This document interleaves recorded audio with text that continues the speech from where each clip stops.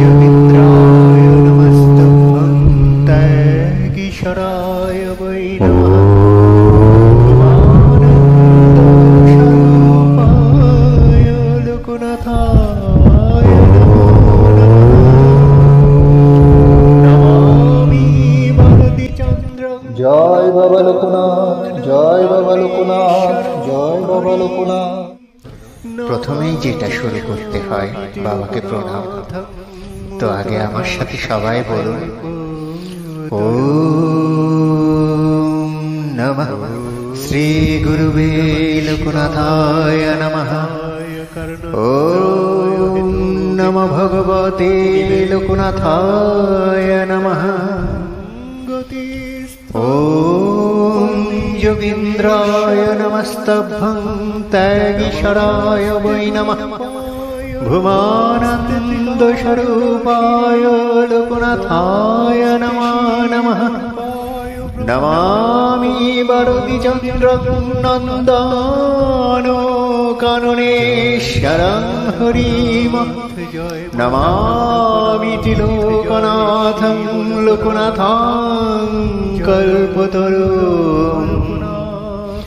ওম নমঃ শিবায় শান্তায় কর্ণত্রয় হেতবে নিবেদয়ামি চতনং গতিস্তং পরমেশ্বর। নমস্তে গুরুরূপায় নমস্তে ত্রিকালদর্শিনে নমস্তে শিবরূপায় ব্রহ্মাত্মনে নমো নমঃ। জয় বাবা লোকনাথ, জয় মা লোকনাথ, জয় শিব লোকনাথ, জয় ব্রহ্ম লোকনাথ, জয় গুরু লোকনাথ। ওম শান্তি, ওম শান্তি, ওম শান্তি, ওম। আমার সঙ্গে বলুন জয় বাবা লোকনাথ, জয় বাবা লোকনাথ, জয় বাবা লোকনাথ। এই বাণীগুলো মেনে চলবেন, আপনারা পরম শান্তি লাভ করবেন এবং বাবার অসীম কৃপা লাভ করবেন। ঈশ্বরই একমাত্র সদ্গুরু। আমার চরণ ধরিস না, আচরণ ধর। আমি পাহাড় পর্বত ঘুরে যে ধন কামাই করে এনেছি, আমার সন্তানরা তা বসে বসে খাবে। ওরে, সে জগতের কথা মুখে বলা যায় না, বলতে গেলেই কম পড়ে যায়। বোবা যেমন মিষ্টির স্বাদ বলতে পারে না, সেই রকম আর কি। সমাধির উচ্চতম শিখরে গিয়ে যখন পরম তত্ত্বে পৌঁছালাম, তখন দেখি আমাতে আর ব্রহ্মাণ্ডের অস্তিত্বে কোনো ভেদ নাই, সব মিলেমিশে একাকার। আমিও তোদের মতো খাই দায় মলমূত্র ত্যাগ করি, আমাকেও তোদের মতোই একজন ভেবে নিস। আমাকে তোরা শরীর ভেবে ভেবেই সব মাটি করলি। আমি যে কে তা আর কাকে বোঝাবো? সবাই তো ছোট ছোট চাওয়া নিয়েই ব্যস্ত, ভুলেই রয়েছে আমার প্রকৃত আমি কে।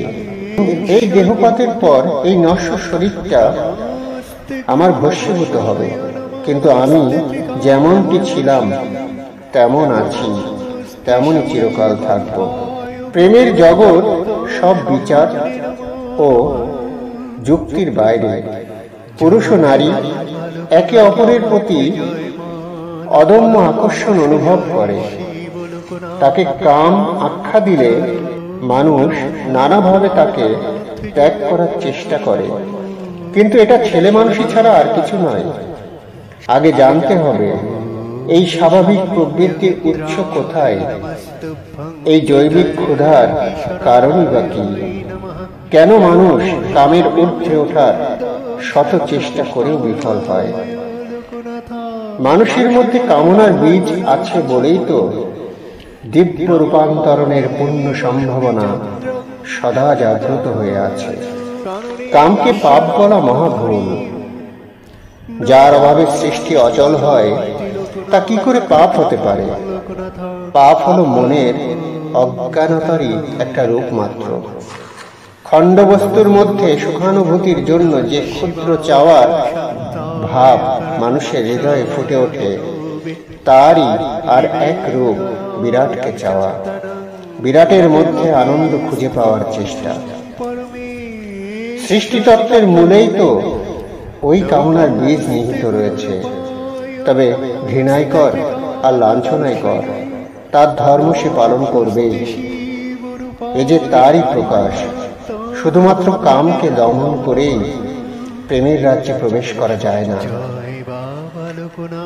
আগে খণ্ডকে জানতে হবে, কারণ খণ্ডকে না জানলে অখণ্ডের মহানন্দ চাওয়ার ভাবটি আসবে কোথা থেকে? বিন্দুর অনুভূতির উপরেই তো মহাসিন্ধুর বিস্তার। সবটুকুর প্রয়োজন আছে বলেই তো সব কিছুর সৃষ্টি। ছোট ছোট কামনার মধ্য দিয়েই তো জাগবে মানব হৃদয়ে সেই পরম প্রেমের প্রতি তীব্র আকর্ষণ। গীতা শুধুমাত্র একটি পাঠ্যপুস্তক নয় যে তুই নিয়মিত পাঠ করবি, কণ্ঠস্থ করবি সংস্কৃত শ্লোকগুলি। গীতা হবার সাধনা কর। রণে বনে জলে জঙ্গলে যখনই বিপদে পড়িবে আমাকে স্মরণ করিও, আমি রক্ষা করিব। আমি বহু পাহাড় পর্বতে ঘুরেছি, কিন্তু ব্রাহ্মণ দেখলাম 3 জন। মক্কায় আব্দুল গফুর, ভারতে তৈলঙ্গ স্বামী এবং আমি নিজেকে। আমার বিনাশ নেই, আমি আছি, আছি, আছি। যারা আমার আশ্রিত তাদের বিনষ্ট করে এমন শক্তি কাহারও নাই।